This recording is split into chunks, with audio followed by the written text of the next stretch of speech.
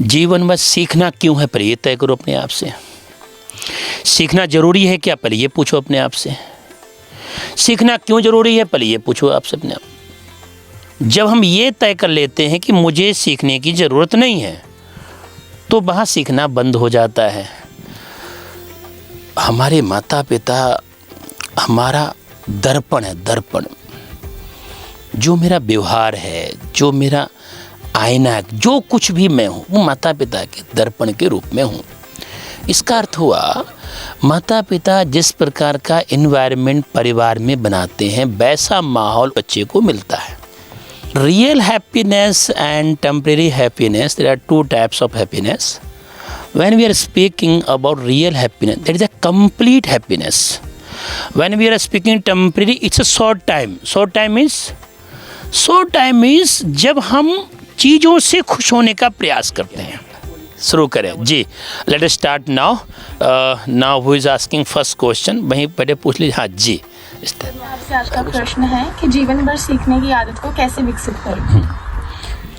जीवन में सीखना क्यों है, पर ये तय करो अपने आप से। सीखना जरूरी है क्या, पहले ये पूछो अपने आप से। सीखना क्यों जरूरी है, पहले ये पूछो आपसे अपने आप। जब हम ये तय कर लेते हैं कि मुझे सीखने की ज़रूरत नहीं है, तो वहाँ सीखना बंद हो जाता है। जो हम ये तय करते हैं, नहीं, एक मैं सामान्य मानव प्रतिपल सीखता ही रहता है। क्या बोला मैंने? Learning process continue. कब तक रहेगा?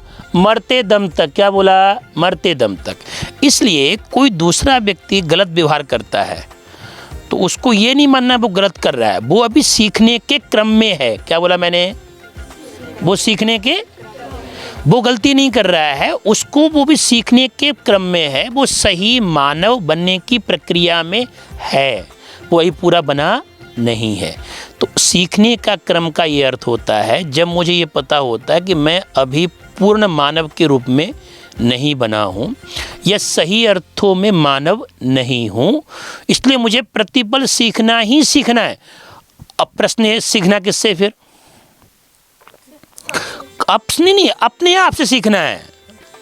जब दूसरों से सीखने का प्रयास करते हैं तो आप स्वयं के रूप में सही इंसाफ नहीं कर पाएंगे। जैसे मैं एग्जांपल दे रहा हूँ, आपको क्रोध आया तो आपने उस कष्ट की अनुभूति किसने करी? हाँ, तो क्रोध नहीं करना चाहिए, कौन बताएगा? आप स्वयं तय करेंगे। मैं बोलता हूँ क्रोध नहीं करना चाहिए, क्रोध नहीं करना चाहिए, उससे आप सीखने वाले नहीं हैं। सीखना स्वयं से होता है, और स्वयं से होता है वो प्रतिपल होता है। जो हम ये कहते हैं कि दूसरे से सीखना है, तो इसका अर्थ हुआ मैं स्वयं के प्रति जागरूक नहीं हूँ।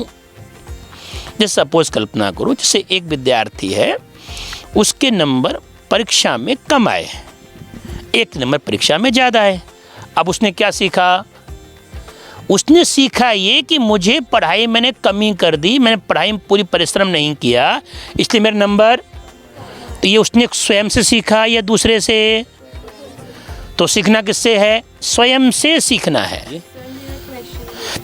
हमारे पेरेंट्स होते हैं, वो स्टूडेंट्स की लाइफ को कैसे प्रभावित करते हैं, उनका क्या इन्फ्लुएंस होता है स्टूडेंट की लाइफ पे? बिल्कुल ठीक है।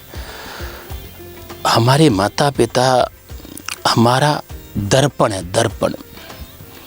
जो मेरा व्यवहार है, जो मेरा आईना है, जो कुछ भी मैं हूँ, वो माता पिता के दर्पण के रूप में हूँ। इसका अर्थ हुआ, माता पिता जिस प्रकार का एनवायरनमेंट परिवार में बनाते हैं, वैसा माहौल उस बच्चे को मिलता है।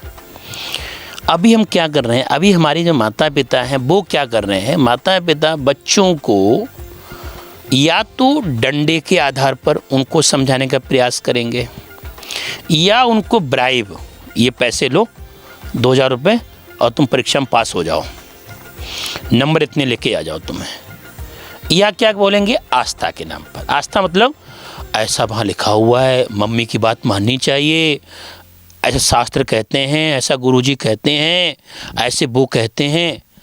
तो मम्मी क्या समझा रही हैं? या तो आस्था के नाम पर, या फिर लोभ के नाम पर। पैसा मिलेगा, अगर तुमने 10वीं क्लास में पास कर ली 90 नंबर से, तो मैं आपको साइकिल ला के दूंगी। मोबाइल ला करके दूंगी, ऐसा बोलते हैं। और तीसरा क्या बोला मैंने? डर, डंडा।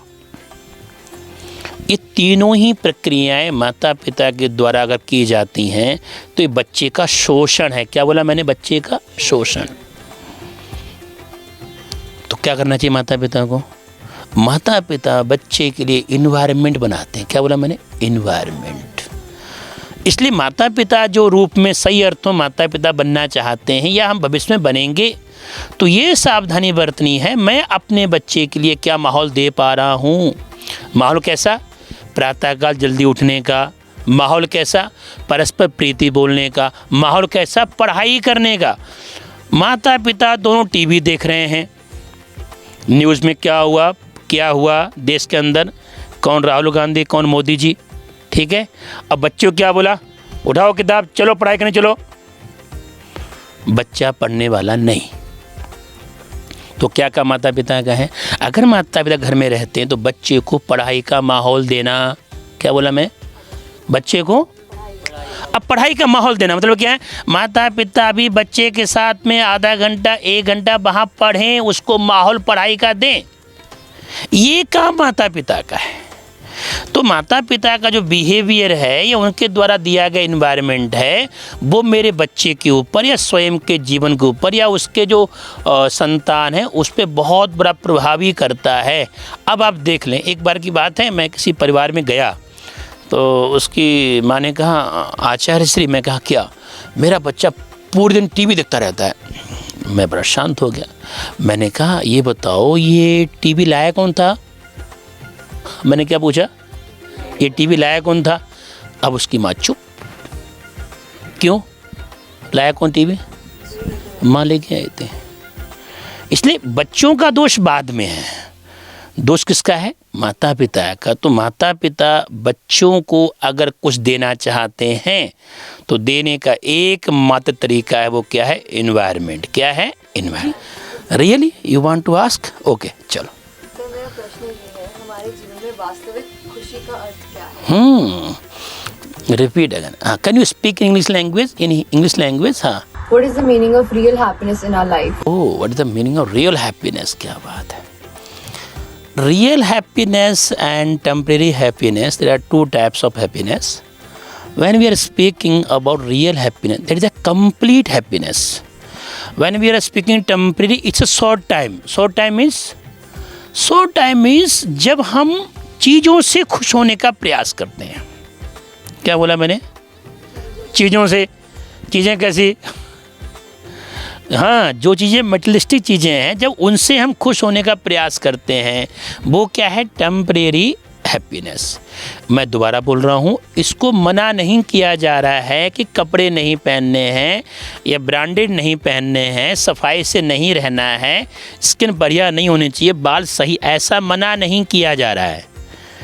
ऐसा मना नहीं किया, परंतु मेरी हैप्पीनेस किस चीज़ पर डिपेंड हो गई है? पिता ने बच्चे को, एक घटना है ये जलंधर के पास की, पिता ने बच्चे के बर्थडे पर उसको BMW गिफ्ट में दी। क्या दी? BMW गिफ्ट में दी। बच्चा गया और BMW को नदियाँ बहाया है। कोई गंगा नदी पास में होगी, नदी कोई होगी, उसने वहाँ पर बहा दिया। क्यों बहाया उसने? उसने कहा था मुझे तो ये कार चाहिए थी, BMW की टॉप सीरीज कोई रही कार होगी, कोई महंगी वाली कार। बापू ने उससे छोटी कार उसको दे दी। अब उसने गुस्से में क्या किया? उस कार को नदी में बहा दिया। इसका अर्थ क्या हुआ? उसकी जो हैप्पीनेस थी वो किसी एक विशेष चीज़ पर डिपेंड है, और वो हैप्पीनेस क्या होती है? टेम्परेरी होता है। जो हम भाव के साथ में, क्या बोला? भाव और विचार के साथ में। क्या बोला? भाव और। तो अगर हमने कोई चीज़ मेरे पास में नहीं है तो उसको एक्सेप्ट करना। भाई मेरा रंग गोरा नहीं है तो ठीक है, ओके ठीक है, इट्स ओके, जो है जैसा है, तो जो जैसा है उसको वैसा स्वीकार करना, इसको बोलते हैं acceptance equal happiness. Now you are asking जी। मुझे पूछना है कि एज अ कॉलेज स्टूडेंट हम एक हेल्दी बजट कैसे मेंटेन कर सकते हैं? पैसे कैसे कमा सकते हैं फॉर स्टूडेंट?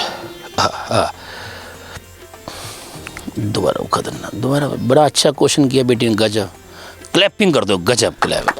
ये ना अब ये क्वेश्चन सबके साथ में है जी, दोबारा बोले एक बार, वंस अगेन। मुझे पूछना था कि एज अ कॉलेज स्टूडेंट हम कैसे एक हेल्दी बजट मेंटेन कर सकते हैं, या फिर पैसे कैसे कमा सकते हैं, क्योंकि अभी भी हम सीख रहे हैं। प्रश्न दोबारा मैं कर रहा हूँ इनके आधार पर। इन्होंने प्रश्न किया बेटी ने कि अपना बजट कैसे मेंटेन कर सकते हैं, या ड्यूरिंग स्टडी हम क्या कमा सकते हैं। प्रश्न पहले तो ये है कि मुझे कमाने की आवश्यकता है या नहीं है, पहले ये तय किया जाए। अगर कमाने की आवश्यकता है तो कमाने की आवश्यकता मुझे क्यों पड़ रही है, इसका ये अर्थ हुआ है विद्यार्थी होने के साथ साथ कहीं मैं और कुछ तो नहीं हूं। कहीं और कुछ का अर्थ हुआ कि अभी मैं एज ए स्टूडेंट काम करती हूं, या केवल फैशन के रूप में, या दिखावे के रूप में, या एक जो बोलते हैं स्टेटस के रूप में पैसे खर्च कर रही हूँ। एक विद्यार्थी का 2 किताबें, थोड़ी सी फीस, थोड़ा खर्चा जाने आने के अलावा और खर्च क्या होता है, कुछ कपड़े हो गए हमारे पास, और खर्चा में क्या चाहिए। तो जब विद्यार्थी का फोकस पढ़ाई के अलावा कपड़ों पर हो गया, पढ़ाई के साथ साथ में चीज़ों दिखाव वाला हो गया, तब क्या हो गया, अब कहता है कि मुझे ज़रूरत पैसा कमाने की है कि मैं अपना खर्चा कैसा पूरा करूं। तो जब मैं विद्यार्थी हूं तो विद्यार्थी का अर्थ हुआ है केवल विद्या से संबंधित, रिलेटेड टू स्टडी। तो पढ़ाई के लिए क्या आवश्यक है, सामान्य भोजन। तो उतना खाना खाएंगे ना, पिज्जा क्यों खाएंगे भाई, फिर 250 ग्राम पिज्जा क्यों खाएंगे। जब बड़े हो जाएंगे, कमाने की उम्र आई, कमा लेंगे, खा लेंगे। पर अभी माता पिता मुझे धन देते हैं, मेरे माता पिता बहुत परिश्रम से पैसा कमाते हैं, इसलिए उनके पैसे को पिज्जा खाने में नहीं लगाना है। तो मेरी पढ़ाई किसने जरूरत, पढ़ाई के लिए तो फीस थोड़ी चाहिए, किताबें मुझे चाहिए, कुछ मेरे कपड़े मुझे चाहिए, कुछ खाने के सामान मुझे चाहिए, उतनी आवश्यकता करता हूँ क्या प्रयोग में। अगर मैं इससे ऊपर जाता हूँ, मैं आज पार्टी कर रहा हूँ, मैं आज क्लब में जा रहा हूँ, मैं आज ये कपड़े खरीद रहा हूँ। इसे मैं देखे कई बार लड़के लड़कियाँ केवल शॉपिंग मॉल में 10-10 घंटा, कई बार पूरा दिन लगाते रहते हैं, पूरा दिन लगाते रहते हैं। बजट मेंटेन करने की आवश्यकता नहीं है, आवश्यकता है अपने माइंड को मेंटेन करने की आवश्यकता है। मेंटेन योर माइंड, कि मेरा पैसा पढ़ाई की जो पर्पस है उस पर खर्च हो रहा है क्या, उस पे खर्च नहीं हो रहा है। कॉलेज में सब लोग बाइक पे आते हैं, मैं किस पे आता हूँ, साइकिल पे। तो साइकिल 1 दिन आया, 2 दिन आया, 3 दिन पापा बाइक, पापा बाइक, पापा बाइक, पापा बाइक। तुझे बाइक क्यों चाहिए, तुझे भाई जाना है कॉलेज तो साइकिल है ना, सरकारी सुविधाएं हैं ना, मैं उसका प्रयोग करूँ। मैं क्यों जाऊं कार से, मैं क्यों जाऊं उसकी देखा देखी। तो जब हम ये ऐसा करना शुरू कर देते हैं और माता पिता मना कर देते हैं पैसे के लिए, तब सोचते हैं कि एक्स्ट्रा इनकम कैसे शुरू की जाए। इसलिए बोलता हूं मोर सेक्रीफाइस मोर सक्सेस। क्या बोला, अर्थ समझोगे हिंदी में, मोर सेक्रीफाइस, तपस्या जितनी करोगे, जितना त्याग करोगे, उतनी ज़्यादा कामयाबी मिलेगी।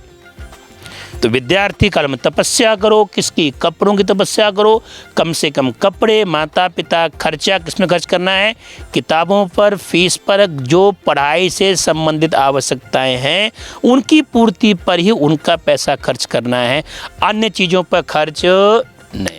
ये है फार्मूला, सिद्धांत। स्पष्ट हुआ कि दोबारा क्वेश्चन कोई है अगबास में, स्पष्ट होगी बात, सेटिस्फाइड हो गए, स्पष्ट होगी ना बात, आर यू एग्री ना।